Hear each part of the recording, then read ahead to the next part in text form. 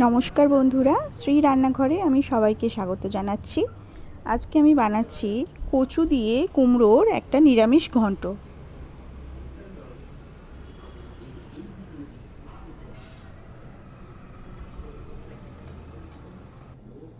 আমি আলু, কুমড়ো আর কচু ভালোভাবে কেটে ধুয়ে নিয়েছি।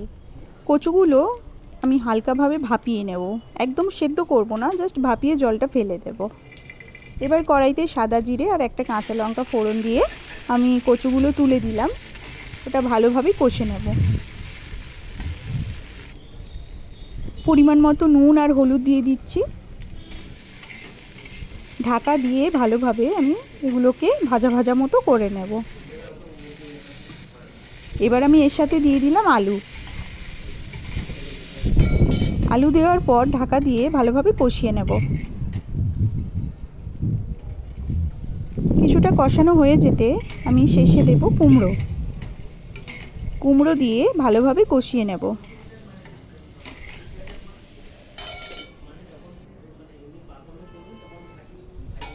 সবজিগুলো খুব ভালোভাবে কষানো হয়ে গিয়েছে।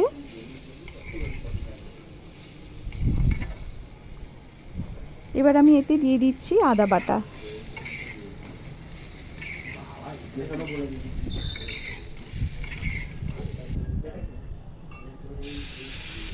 আদা বাটা দেওয়ার পর ভালোভাবে কষিয়ে নিয়েছি কিছু সময়। তারপর আমি দিয়ে দিলাম পরিমাণ মতো জল।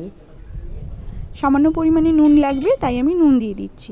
এবার আমি পুরো সবজিটা ভালোভাবে সেদ্ধ করে নেব।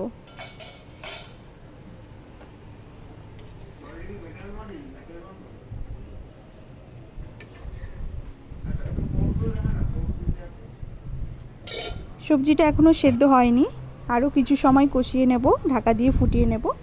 এবার দিয়ে দেবো ওপর থেকে সামান্য একটু চিনি আর একটা ভাজা মশলা বানিয়েছিলাম, জিরে আর শুকনো লঙ্কা ভেজে আমি গুঁড়িয়ে নিয়েছিলাম, সেটা আমি ওপর থেকে দিয়ে দিলাম।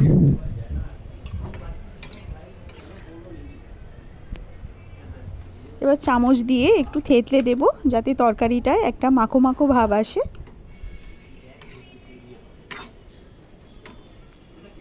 তরকারিটা একদম রেডি হয়ে গিয়েছে। এটা আমি একটা বাটিতে তুলে নিচ্ছি।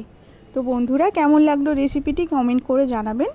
ভালো লাগলে প্লিজ চ্যানেলটি সাবস্ক্রাইব করবেন। Thank you.